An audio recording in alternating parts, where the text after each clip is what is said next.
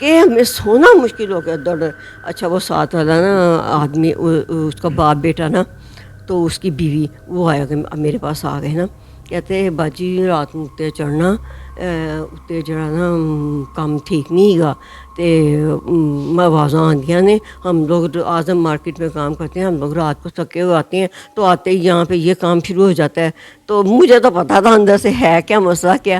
میں کہا میری بات سنو بیٹا, تم چھوٹے ہو, میرے بیٹے, میں کہا میرے بیٹے جیسے ہو, میں کہا بھول کے بھی اوپر نہ چڑھنا, ٹھیک ہے. میں نے کہا کوئی سبق, کہنا نہیں آنٹی جی بہت ہی آتی ہیں, بہت زیادہ آتی ہیں. اور وہ اتنی اسپیڈ اتنی تیزی سے وہ ہوتی تھیں کہ بھاگ دوڑ کی باتیں تھی. دوڑ کی کہ ہمارے یہاں چین نہیں آتا تھا.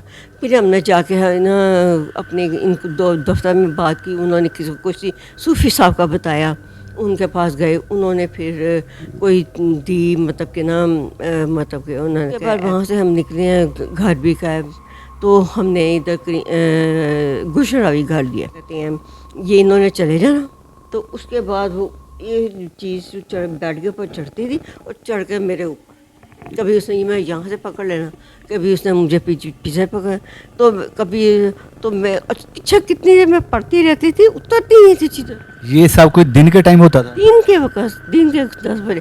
پھر میں نے کہا کہ میں نے پاس امی کا گھر تھا, میں نے فٹافٹ تالے انداز دھن لگانے اور بھاگ جانا, امی کی طرف بھاگ جانا.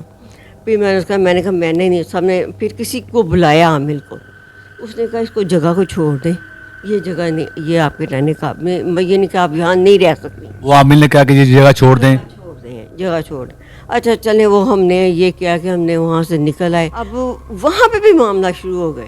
وہاں کیا ہوا ہے؟ گلشن راوی میں بھی جو امی کا گھر تھا, بکروں کے سر پاؤں جلنے کے, بال جلنے کے, مطلب جیسے کوئی چیزیں جل رہی ہیں, کوئی چیزیں جا رہی ہیں, ان کی اسمیل آتی تھی. اسمیل آتی جیسی نا گندی, یہ بالوں کے جلنے کی, ٹانگوں یہ سب پائے بنانے کی, جیسے سیڑھیاں پائے بناتے نہیں, پیشاب کی, ہاں پیشاب کی بو بھی کچن میں سے آتی تھی, پیشاب کچن میں سے آتی تھی. کچن میں سے پیشاب کی بو بھی آتی تھی.